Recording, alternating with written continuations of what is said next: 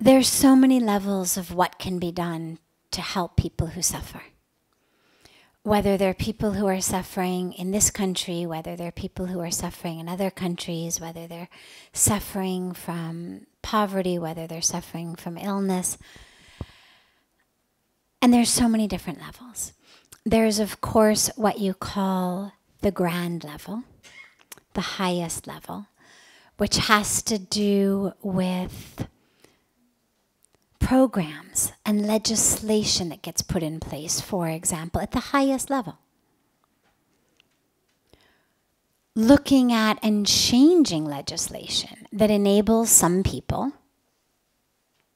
to just keep pocketing more and more and more and more and more while so many people have nothing. But of course, since we live in democratic societies, that has to be a collective decision. We can't stand here and say, here's what needs to be done.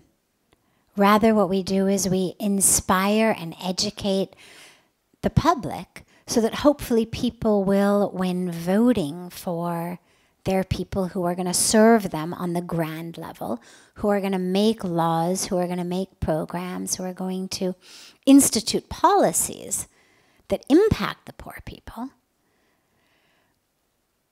we hope that we will vote for those who will do the right thing, rather than those who will just continue to put more money back into my pocket. And this is interestingly where spirituality and politics meets in some way. Because on the one hand, they say, well, you know, spirituality shouldn't get involved in politics.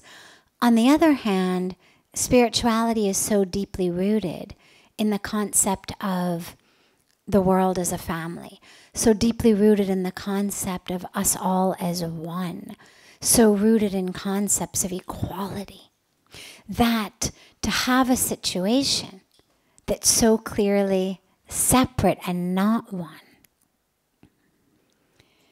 is a great challenge for spiritual leaders, for spiritual teachers. But it's not about dictating to the government what they should do, because the government are responsible to the people who have voted them in office. We can't have a situation where the government starts doing what the religious leaders tell them to do. But the role that spirituality plays is in helping the public get over their own selfishness, get over feelings of separation, get over feelings of scarcity, get over feelings of fear that make them vote for someone who they know is going to pull money out of wherever it needs to be pulled just so it can end up back in my pocket. And so that's a role actually that we take very seriously, because we are a democratic society, and so none of us gets to say, well, here's how it should be, here's how it needs to be. But when collectively we come together and say, we don't want to see this anymore, then we have power. Then we really have power, because the truth is, it's not rocket science. Building schools, building training programs, employing people, you don't have to reinvent the wheel. We know how to do this.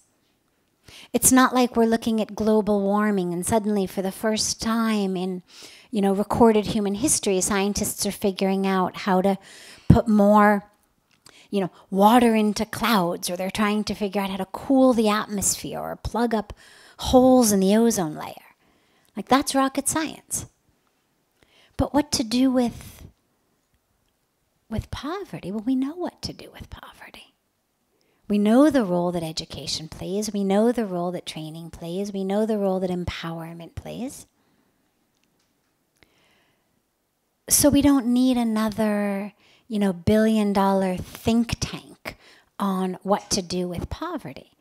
What we need is a voting public, a decision-making public, those who have the luxury to choose what to do with their dollars or rupees or euros or pounds, making conscious choices that are choices made with an awareness of oneness, an awareness of equality, rather than that are made in greed and separation and fear and myth of scarcity and all of that, which is why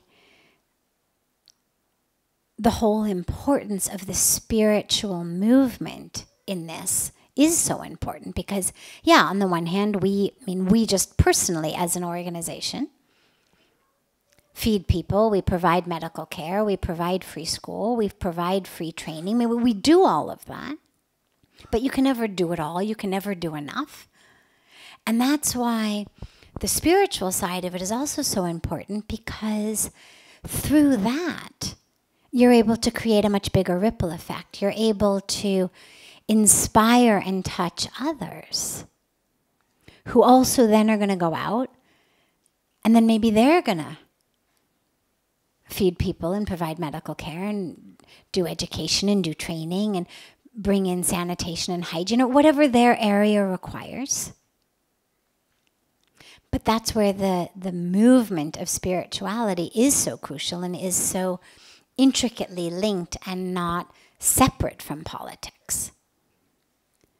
If we keep it separate, then we just keep living in separation. We need to bring in that consciousness of oneness, the fact that, as we always say, your hunger is my hunger, your thirst is my thirst, your pain is my pain. And if we can help people through meditation, through prayer, through satsang, through whatever it is, through yoga, attain some level of an experience of their connection to the world, their connection to planet Earth, well, then maybe I'm going to think 200 times before eating or wearing or buying something that requires trees to be cut down, or that requires animals to be slaughtered, or that requires food to be pulled out of the hands of hungry people, or that requires political leaders who are going to pull money out of those programs to put them in my pocket. So on an individual level, I'd say do as much as you can. There's no right place to start. There's obviously lots to be done. Support those who are also doing it as much as you can. And try to touch and teach all of those in whatever capacity you have, to also inspire them to do the same. But again, not from a place of separateness, not from a place of, look guys, those really poor people, we should do something to help them. I mean, that's nice. Sympathy is a good thing. Pity is a good thing.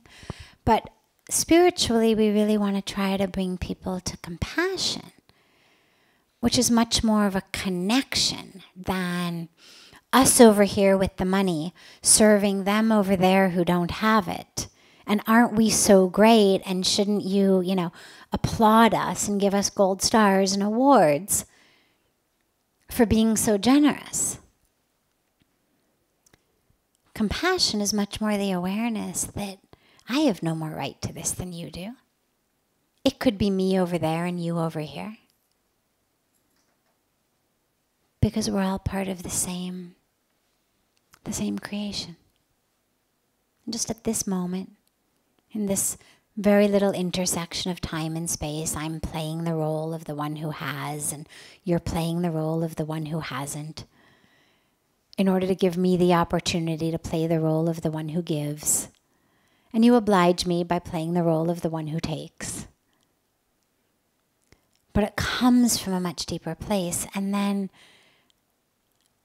not only do I benefit from the sense of feeling like, oh, I'm such a good person, I gave, but I benefit on a much, much deeper spiritual level. Because now I've actually had an experience of connection with something beyond just me.